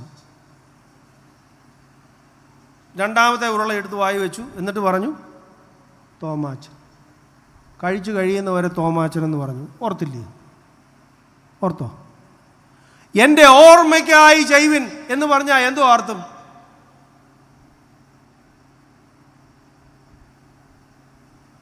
എൻ്റെ പേര് 4 വട്ടം പറയുന്നതല്ല ഓർമ്മയ്ക്കായി ചെയ്യുന്നത്. ഞാൻ എന്തിനാണ് ഇത് ചെയ്തതെന്ന ബോധമുണ്ടാവണം. എന്നിട്ട് പൗലോസ് അപ്പോസ്തലൻ പറയാണ്, ഞാൻ ആ ഭാഗവും കൂടുതൽ വിശദീകരിക്കുന്നില്ല, വീണ്ടും മിനിഞ്ഞാന്ന് നമ്മൾ കേട്ടതാണ് ഒരു പുതിയ ഓർമ്മയെക്കുറിച്ച്. എന്നാൽ എനിക്ക് പറയാനുള്ളത് മറന്നു പോകരുത് എന്നാണ്, മറവിയെക്കുറിച്ചാണ്. എന്തിനാണ് ഓർമ്മിപ്പിക്കുന്നത്? കൊരിന്തിലെ സഭ കുർബാന എന്തിനാണ് തുടങ്ങിയത് എന്ന് മറന്നുകൊണ്ടാണ് കുർബാന അനുഷ്ഠിച്ചുകൊണ്ടിരിക്കുന്നത്. അതുകൊണ്ട് പൗലോസ് അപ്പോസ്തലൻ പറയാണ്, you have an amnesia, so there should be an anamnesis. Anamnesis വേണ്ടത് അംനേഷ്യ വരുമ്പോഴാണ്. എന്താണ് ഓർക്കേണ്ടത്? നിങ്ങൾ മറന്നു പോകരുതാത്ത ഒരു കാര്യമുണ്ട്. വിശുദ്ധ കുർബാന കർത്താവിനെ കൊന്നതിൻ്റെ ഓർമ്മയാണ്. അല്ല ചുമ്മാ നിന്ന് മരിച്ചു കൊടുത്തതിൻ്റെ ഓർമ്മയല്ല, അവൻ കൊല്ലപ്പെട്ടതിൻ്റെ ഓർമ്മയാണ്. അതുകൊണ്ടാണ് പൗലോസ് പറയുന്നത് അവനെ കാണിച്ചു കൊടുത്ത രാത്രിയിൽ, അല്ലെങ്കിൽ അവനെ കുരിശിക്കപ്പെട്ട രാത്രിയിൽ എന്ന് പറഞ്ഞാൽ പോരെ. അവനെ കാണിച്ചു കൊടുത്ത രാത്രിയിൽ ഒരു കൂട്ടം ആളുകൾ അവൻ്റെ രാഷ്ട്രീയത്തെയും അവൻ്റെ നിലപാടുകളെയും അവൻ്റെ സംസ്കാരത്തെയും അവൻ ഉയർത്തിക്കൊണ്ടുവരുന്ന പുതിയ മേശകളെയും അല്ലെങ്കിൽ പുതിയ ഭക്ഷണ രീതികളെയും സാമൂഹിക ക്രമത്തെയും സഹിക്കാൻ വഴിയാഞ്ഞ ആളുകൾ അഴിച്ചുവിട്ട ആക്രമണമാണ് കുരിശ്. അത് മറന്നു പോകരുത്. എന്താണോ യേശുവിനെ കുരിശിച്ചത്, അവരെല്ലാം കൂടെ അർമാദിക്കുന്ന ഇടമായി നിന്റെ മേശ മാറുമ്പോൾ നീ കുരിശിനെ മറന്നു പോവുകയാണ്. കുരിശ് ആക്രമണം മാത്രമല്ല, അർപ്പണം കൂടെ ഉണ്ട് എന്ന ഒരു സന്ദേശവും അവിടെ ഉണ്ട്. പക്ഷെ ഞാൻ ആ ഭാഗത്തേക്ക് ഇപ്പോൾ പ്രവേശിക്കുന്നില്ല. വൈ ഈസ് ഇറ്റ് ഈ വിശുദ്ധ കുർബാനയെക്കുറിച്ച് ഇത് തിരിമറിയാണ് എന്ന് പറഞ്ഞിട്ട് പൗലോസ് പെട്ടെന്ന് വിശുദ്ധ കുർബാനയുടെ തിരിച്ചറിവിലേക്ക് അവരെ നയിക്കുന്നത് എന്ന് ചോദിച്ചാൽ, പൗലോസ് അപ്പോസ്തലൻ പറയാണ്, ഇത് എന്തിന് തുടങ്ങി എന്നുള്ള തിരിച്ചറിവിൽ വേണം ഇത് നടത്തിക്കൊണ്ടു പോകാൻ. ഞാൻ മുൻപോട്ട് പോവുകയാണ്. മൂന്നാമത്, തിരുവത്താഴത്തിലെ തിരിച്ചടികൾ. തിരുവത്താഴത്തിലെ തിരിച്ചടികൾ. തിരുവത്താഴത്തിൽ തിരിമറി നടത്തുകയും തിരുവത്താഴത്തെക്കുറിച്ച് തിരിച്ചറിവില്ലാതെ പോവുകയും ചെയ്താൽ തിരിച്ചടി 100% ഉറപ്പ്. അതുകൊണ്ട് പൗലോസ് അപ്പോസ്തലൻ പറയാണ്, വിശുദ്ധ കുർബാനയിൽ ഒരു ന്യായവിധിയുണ്ട്. There is a judgment in the Holy Communion. നാം യേശുവിൻ്റെ സാന്നിധ്യത്തെയും ശരീരത്തെയും സഭയെയും വിവേചിക്കാതെ കുർബാന നടത്തിയാൽ ഇത് സൗഖ്യമല്ല, രോഗം കൊണ്ടുവരും. ഇത് ജീവനല്ല, മരണം കൊണ്ടുവരും. എങ്ങനെയാണ് ഇത് സംഭവിക്കുന്നത് എന്ന് 10-ാം അധ്യായം കൂടെ നമ്മൾ വായിക്കണം. ഞാനിപ്പോൾ അത് ഒന്ന് മെൻഷൻ ചെയ്തങ്ങ് പോവുകയാണ്, ഒന്ന് സൂചിപ്പിച്ച് പോവുകയാണ്. അതുകൊണ്ടാണ് 11-ാം അധ്യായത്തിൽ കൂടുതൽ വിശദീകരണം ഇല്ലാത്തത്. 10-ാം അധ്യായത്തിൽ പൗലോസ് അപ്പോസ്തലൻ പറയാണ്, നിങ്ങൾക്ക് നല്ല ഓർമ്മ വേണം, മറന്നു പോകരുത്. എന്താണ്? ഒരേ ആത്മീയ ആഹാരം കഴിച്ചവരും ഒരേ ആത്മീയ പാനീയം കുടിച്ചവരുമായിരുന്നു ആര്? വാഗ്ദത്ത നാട്ടിലേക്ക് പുറപ്പെട്ടവർ. They shared the same meal. They drank from the same source. എന്നിട്ടും എന്ത് സംഭവിച്ചു? പഴയ നിയമ കുർബാനയിൽ അപ്പവും വീഞ്ഞും ഒരേ അപ്പത്തിൻ്റെ അംശികളായവർ, ഒരേ പാറയിൽ നിന്ന് കുടിച്ചവർ പട്ടുപോയി. എന്തുകൊണ്ട് പട്ടുപോയി? 5 കാര്യങ്ങളോടെ പറയുന്നുണ്ട്. ഞാൻ ഒറ്റ വാക്ക് വീതം പറഞ്ഞു പോകാം. ഇസ്രായേൽ മക്കൾ പട്ടുപോയത്: 1, ദുർമോഹം കൊണ്ട്; 2, കൂത്താടിയത് കൊണ്ട്; 3, വിഗ്രഹാരാധന നടത്തിയത് കൊണ്ട്; 4, പിറുപിറുത്തത് കൊണ്ട്; 5, പ്രലോഭനത്തിലകപ്പെട്ടത് കൊണ്ട്. ഇനി ഇതിനെ നിങ്ങൾ ഈ കൊരിന്തിലെ സഭയോടുകൂടെ ചേർത്ത് വെച്ച് നോക്കണം. പൗലോസ് അപ്പോസ്തലൻ പറയുകയാണ്, ഇത് മരണകാരണമാകുന്നത് എപ്പോഴാണെന്നറിയാമോ? ഇത് ദുർമോഹമാകുമ്പോൾ. What do you desire out of it? ഈ വിശുദ്ധ കുർബാനയിൽ പങ്കുകൊള്ളുന്നതിലൂടെ എന്ത് മോഹിച്ചാണ് നമ്മൾ വിശുദ്ധ കുർബാന നടത്തുന്നത്? 2, ആരാധനയിൽ കൂത്താടിയത് കൊണ്ട്. അതവിടെ ഒരു കൊട്ടേഷനുണ്ട്: ജനം തിന്നാനും കുടിപ്പാനും ഇരുന്നു, കളിപ്പാൻ എഴുന്നേറ്റു. എവിടുത്തെ റെഫറൻസ് ആണ്? അഹ്റോനും കൂട്ടരും ചേർന്ന് നടത്തിയ മെഗാ ഷോ.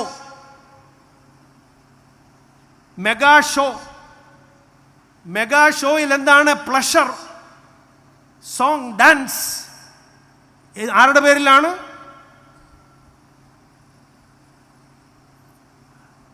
കുർബാന ഷോ അല്ല. കുർബാനയിൽ നിന്ന് പലപ്പോഴും എന്തൊക്കെയോ ആയിത്തീരുന്നു എന്ന് ഞാൻ നേരത്തെ സൂചിപ്പിച്ചു. 3ാമത് ഞാൻ പറയുന്നു, വിഗ്രഹാരാധനയാണ്. It is becoming an idol worship. 4ാമത് പറയുന്നു, പിറുപിറുപ്പാണ്. 5ാമത് പറയുന്നു, ഇത് പ്രലോഭനമാണ്, പരീക്ഷയാണ്. അതുകൊണ്ട് ഈ തരത്തിലാണ് നമ്മുടെ പൂർവിക പിതാക്കന്മാർ ഒരേ ആത്മീയ ആഹാരവും ഒരേ ആത്മീയ പാനവും കുടിച്ച് പട്ടുപോയതെങ്കിൽ അത് നാം മറന്നു പോകരുത്. വിശുദ്ധ കുർബാന കൈക്കൊണ്ടാൽ എല്ലാം ആയി എന്ന് വിചാരിക്കരുത്. കാരണം ഇത് മരണകാരണമാകാം, ഇത് രോഗകാരണമാകാം.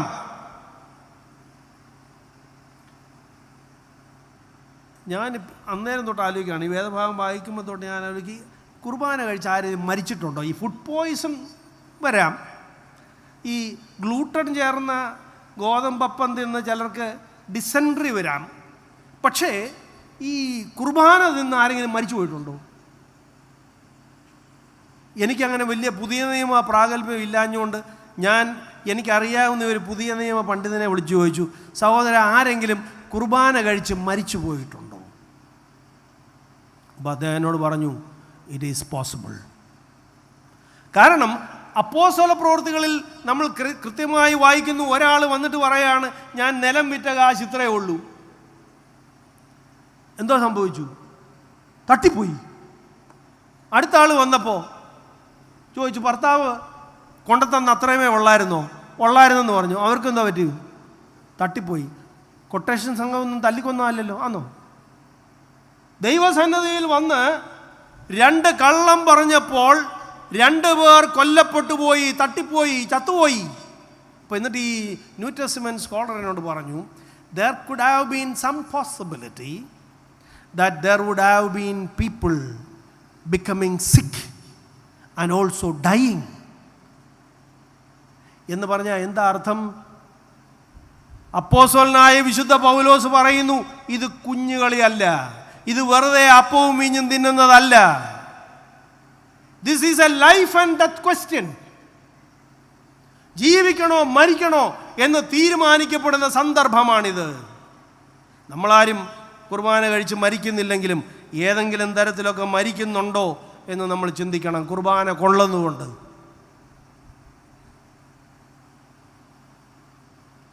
നിങ്ങൾ ശിക്ഷാവിധി തിന്നുകയും കുടിക്കുകയും ചെയ്യുന്നു. ഞാൻ നേരത്തെ സൂചിപ്പിച്ചു, എനിക്കൊരു 8 വയസ്സുള്ളപ്പം ഞങ്ങളുടെ പള്ളിയിലുണ്ടായിരുന്നൊരു അച്ഛൻ പറഞ്ഞ കഥ ഞാൻ ഇപ്പോഴും ഓർക്കുന്നുണ്ട്. അച്ഛൻ പറഞ്ഞു, ഒരച്ഛൻ കുർബാന ചൊല്ലാൻ തലയെ പെട്ടിയും വെച്ച്, പണ്ടങ്ങനെ ആയിരുന്നല്ലോ, ഇത് മൊബൈൽ കുർബാന ആയിരുന്നല്ലോ. അപ്പോൾ തലയിൽ പെട്ടിയും വെച്ച് ഇങ്ങനെ നടന്നു വരുമ്പം, ഒരിടവഴി കൂടെ നടന്നു വരുമ്പം 2 മാർത്തോമക്കാർ സ്ത്രീകൾ ഞായറാഴ്ച രാവിലെ ഈ ഇടവഴിയുടെ അപ്പുറത്തും ഇപ്പുറത്തും നിന്ന് ഡിക്ഷണറിയിലില്ലാത്ത വാക്കുകൾ ഉപയോഗിച്ച് കോൺവെർസേഷൻ നടത്തുന്നു. തിരുമേനി പറഞ്ഞല്ലോ, അതൊന്ന് ഡിക്ഷണറിയിലില്ലാത്ത വാക്ക്. അച്ഛൻ്റെ തലവെട്ടം കണ്ടപ്പോൾ ഒരു സ്ത്രീ പറഞ്ഞു, ബാക്കി അവൻ പള്ളിയിൽ നിന്ന് വന്നിട്ട് പറയാൻ മതി. അപ്പോൾ അച്ഛൻ പറഞ്ഞു, ഈ അച്ഛനല്ല, വേറെ അച്ഛനായിരിക്കും, ഞാനത് ഇപ്പം 8 വയസ്സുള്ളപ്പോൾ കേട്ടതാണ്, അതുകൊണ്ട് അത് കൃത്യമായിട്ട് അറിയത്തില്ല.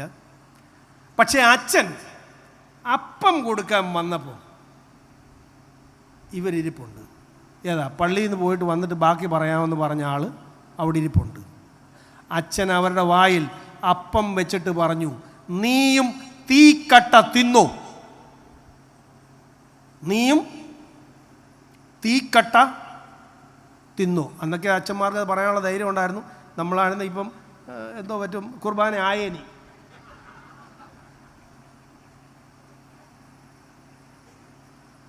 നീയും തീക്കട്ട തിന്നു.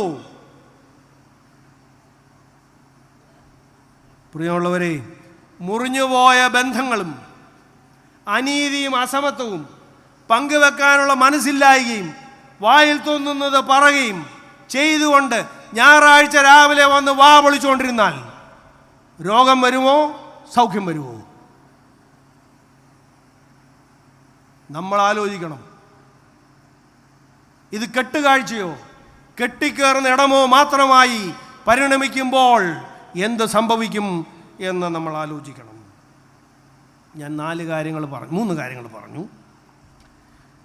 തിരുവത്താഴത്തിലെ തിരിമറികൾ, തിരുവത്താഴത്തിലെ തിരിച്ചറിവുകൾ, തിരുവത്താഴത്തിലെ എന്താ പറയുക, ഞാൻ മറന്നുപോയി, നിങ്ങൾ പറഞ്ഞില്ലേ, തിരിച്ചടികൾ. അപ്പോൾ ഒരു തിരിമറി ഉണ്ടെങ്കിൽ, അതിനെക്കുറിച്ചൊരു തിരിച്ചറിവില്ലെങ്കിൽ തിരിച്ചടി ഉണ്ടാകും.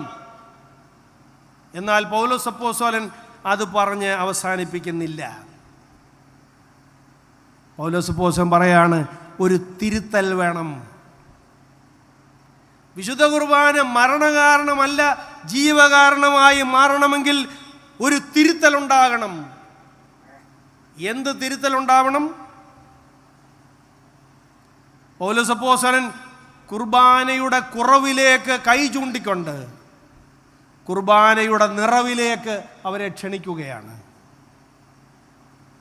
നമ്മൾ കുർബാനയുടെ കുറവിനെ കാണാൻ ശ്രമിക്കുന്നത് അതിനെ ഇല്ലായ്മ ചെയ്യാനല്ല, കുർബാനയുടെ നിറവിലേക്ക് നാം പ്രവേശിക്കാനാണ്. അതിന് തിരുത്തൽ വേണം. സമയത്തിൻ്റെ പരിമിതി കൊണ്ട് ഞാൻ 3 കൊച്ചു വാക്കുകൾ പറയുന്നു. പൗലോസ് അപ്പോസ്തലൻ പറഞ്ഞു, what is making communion deadly is because of your self-indulgence. വിശുദ്ധ കുർബാന എന്ന് പറയുന്നത് സെൽഫ് സാക്രിഫൈസ് ആണ്. ഈശോതമ്പുരാൻ ആക്രമണം ഉണ്ടായപ്പോൾ തന്നെ അതിന് മുൻപിലും അർപ്പിച്ചു നിന്നതിൻ്റെ, this is the sign of the self sacrifice of Jesus Christ. എന്നാൽ സെൽഫ് സാക്രിഫൈസ് സെലിബ്രേറ്റ് ചെയ്യാൻ കൂടിയ കമ്മ്യൂണിയനിൽ കൊരിന്തിൽ സംഭവിക്കുന്നത് സെൽഫ് ഇൻഡൽജൻസ് ആണ്. അപ്പോൾ സംഭവിക്കുന്നത് എന്താണ്? സ്വയത്യാഗത്തിൻ്റെ മേശയിൽ ആളുകൾ അന്വേഷിച്ചത് സ്വയത്യാഗമല്ല, സ്വയതൃപ്തിയാണ്.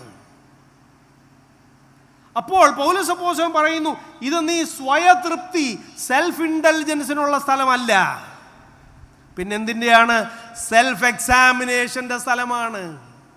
So you should move from self-indulgence to self-examination.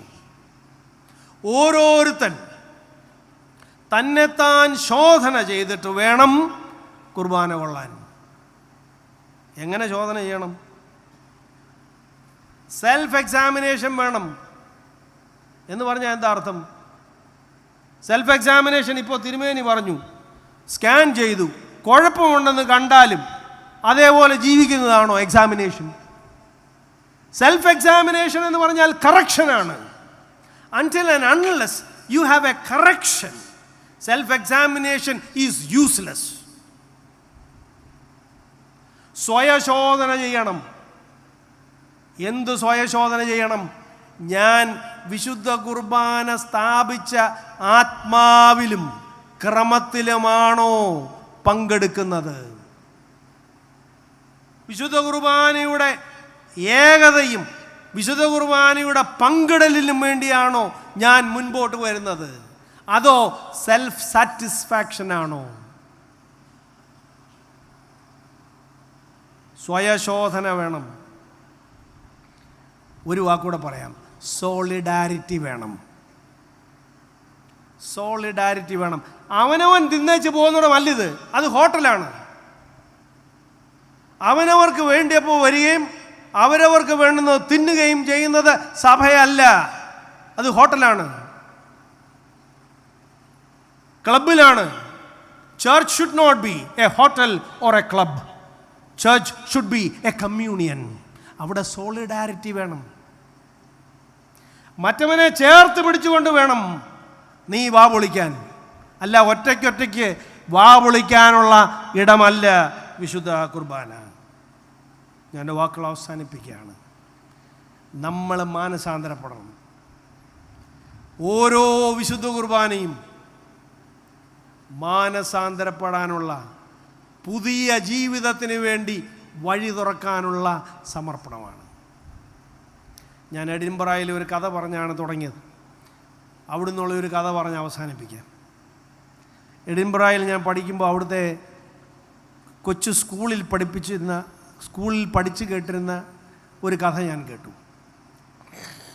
അതെന്താണെന്ന് ചോദിച്ചാൽ, നിരീശ്വരവാദിയായ ഒരു മനുഷ്യൻ, അയാൾ ഇങ്ങനെ ഒരു യാത്ര പോയപ്പോൾ നല്ല മനോഹരമായ ഒരു കാട്ടിൽ കൂടെയാണ് യാത്ര പോയത്. അപ്പോൾ അദ്ദേഹം പറഞ്ഞു, oh what a wonderful sight this evolution has made.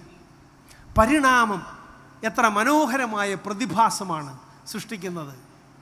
പച്ചില ചാർത്തുള്ള പോട്ടെ, ഞാനിപ്പോൾ സമയമായോണ്ടൊന്നും വിശദീകരിക്കുന്നില്ല. ഇതിൻ്റെ മനോഹാരിത ഇങ്ങനെ മനസ്സിൽ പറഞ്ഞുകൊണ്ട് ഇദ്ദേഹം മുൻപോട്ട് നടക്കുകയാണ്. ഒരു ചെറിയ കാടാണ്, ഇടവഴിയാണ്. പുറകിലൊരു ശബ്ദം. തിരിഞ്ഞു നോക്കിയപ്പം ഒരു കരടിയാണ്. കരടിയെ കാണുകയും ഇയാൾ ഒറ്റ ഓട്ടം. മുമ്പിലുണ്ടായിരുന്നൊരു വേരെ തട്ടി ഇദ്ദേഹം പുറമോട്ട് വീഴുകയും കരടി ഇയാളുടെ നെഞ്ചത്തോട്ട് ചാടുകയും ഒരുമിച്ചായിരുന്നു. ഈ കരടി നെഞ്ചത്തോട്ട് വീഴുകയും ഇയാൾ ദൈവമേ എന്ന് പറഞ്ഞു. പെട്ടെന്ന് കിളികളുടെ കളകളാരവം നിലച്ചു. ഇലകൾ അനങ്ങാതെയായി. തോട്ടിലെ ഒഴുക്ക് നിന്നു. പൂർണ്ണ നിശബ്ദത. ഒരു ശബ്ദം, നീ എന്നെ വിളിച്ചായിരുന്നോ? ആരാ? ദൈവം. കഥയാണ്. ദൈവം. അപ്പോൾ ദൈവം ചോദിച്ചു, ഞാൻ ഇല്ലെന്ന് പറഞ്ഞ ആളല്ലേ നീ, പിന്നെങ്ങനെ എൻ്റെ പേര് വായി വന്നേ? ഉടനെ ഇദ്ദേഹം പറഞ്ഞു, അല്ല, അത് ഞാനൊരു കോമൺ യൂസേജ് പറഞ്ഞതേ ഉള്ളൂ. അപ്പോൾ ദൈവം പറഞ്ഞു, കോമൺ യൂസേജ് ആയാലും കുഴപ്പമില്ല, നീ എന്നെ വിളിച്ച സ്ഥിതിക്ക് നിനക്ക് ജീവിതത്തിൽ ഒരു മാറ്റമുണ്ടായി എന്ന് ഞാൻ കരുതട്ടെ, നീ മാനസാന്തരപ്പെട്ടോ? അപ്പോൾ ഉടനെ അദ്ദേഹം പറഞ്ഞു, അതെ, ഈ കരടി എൻ്റെ നെഞ്ചത്തിരിക്കുമ്പോൾ ഞാൻ മാനസാന്തരപ്പെട്ടു എന്ന് പറഞ്ഞാൽ നിനക്ക് മനസ്സിലാകും രക്ഷപ്പെടാൻ വേണ്ടി ചെയ്ത പണിയാണെന്ന്. അതുകൊണ്ട് ഞാൻ മാനസാന്തരപ്പെടുന്നതിനേക്കാൾ നല്ലത് നീ ഈ കരടിയെ മാനസാന്തരപ്പെടുത്തിയാൽ മതി. അപ്പോൾ ആ ശബ്ദം പറഞ്ഞു, ആകട്ടെ, കരടി മാനസാന്തരപ്പെടട്ടെ. ഇയാൾ ആശ്വാസത്തോടെ കണ്ണു തുറന്നു. പുള്ളി എന്തോ വിചാരിച്ചേ? കരടി മാനസാന്തരപ്പെട്ടു. ഇനി എന്ത് സംഭവിക്കും? ഇയാൾ നോക്കുമ്പോൾ കരടി കരങ്ങൾ ഉയർത്തി പ്രാർത്ഥിക്കുകയാണ്. ഇയാൾക്ക് സന്തോഷമായി. എന്തോ പ്രാർത്ഥന? കർത്താവേ, ഈ ഭക്ഷണത്തെ വാഴ്ത്തണമേ, ഭക്ഷിച്ച് ബലപ്പെട്ട നിനക്കായി ജീവിപ്പാൻ